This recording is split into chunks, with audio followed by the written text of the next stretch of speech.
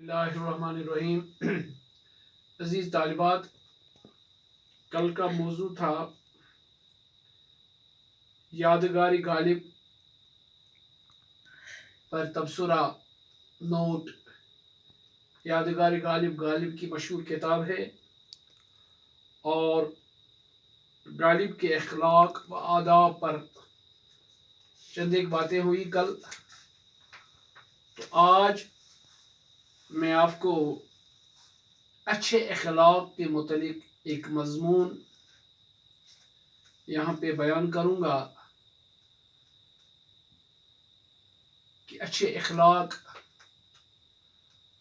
انسان کو کس طرح باعزت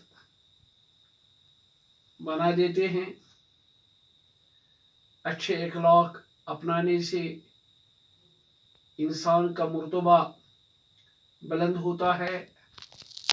اچھے اخلاق کی بنا پر انسان دوسروں کے دل جیت سکتا ہے۔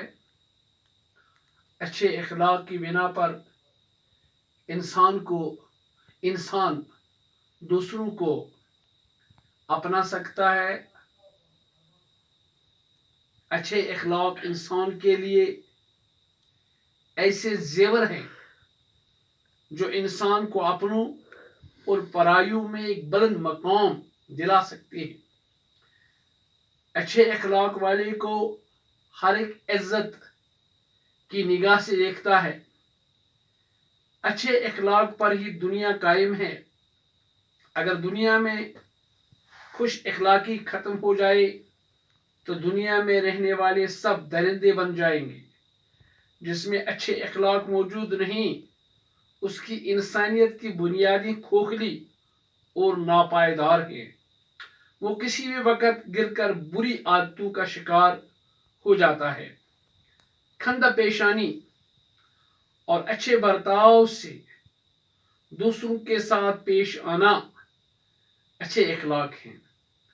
خوش اخلاق ہمیشہ اپنی خوش اخلاقی سے دوسروں کے دل جیت لیتا ہے اور بد اخلاق ہمیشہ لوگوں میں ذلیل و خوار ہو جاتا ہے، دوسروں کی نظروں میں گر جاتا ہے اور لوگ اس سے نفرت کرنے لگتے ہیں۔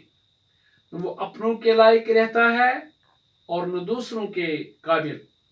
جس طرح ایک خوبصورت اور مہکدار پھول کو لوگ پسند کرتے ہیں، اسی طرح ایک خوش اخلاق انسان بھی ہر دل عزیز ہو جاتا ہے۔ خوش اخلاق آدمی وہی بن سکتا ہے جو غرور، تکبر اور خود پرستی سے دور رہے۔ علامہ اقبال نے کیا بہترین شعر میں اس کی ترجمانی کی ہے کہ مٹا دے اپنی ہستی کو اگر کچھ مرتبہ چاہے، کہ دانا خاک میں مل کر گلو گلزار ہوتا ہے۔ اس لیے انسان کو اپنا غرور مٹانا ہوگا، خود پرستی مٹانی ہوگی، اپنا تکبر ختم کرنا ہوگا، خاکسار بن کر دوسروں کے دل جیتنے ہوں گے۔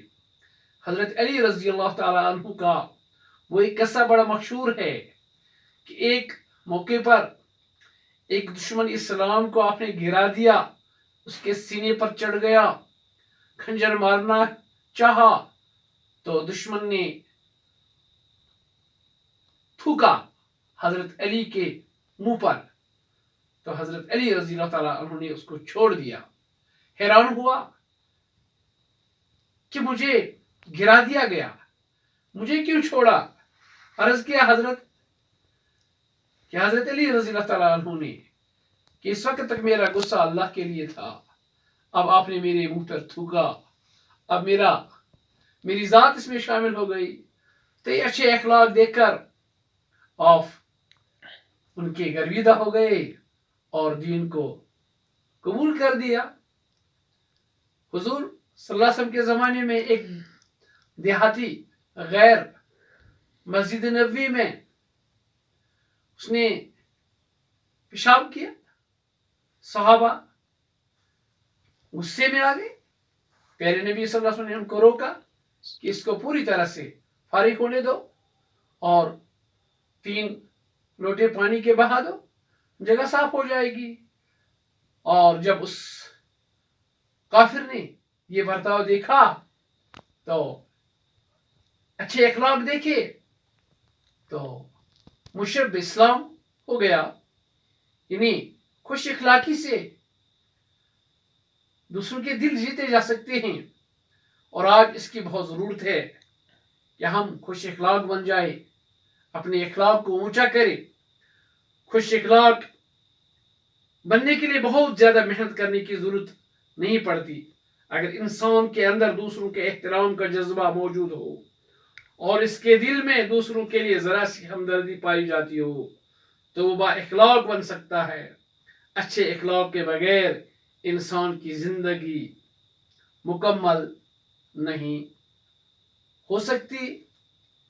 اس لیے عزیز طالبات، ہمیں چاہیے کہ ہم اپنے آپ میں اچھے اخلاق پیدا کریں، اپنے والدین کے ساتھ اچھا سلوک کریں۔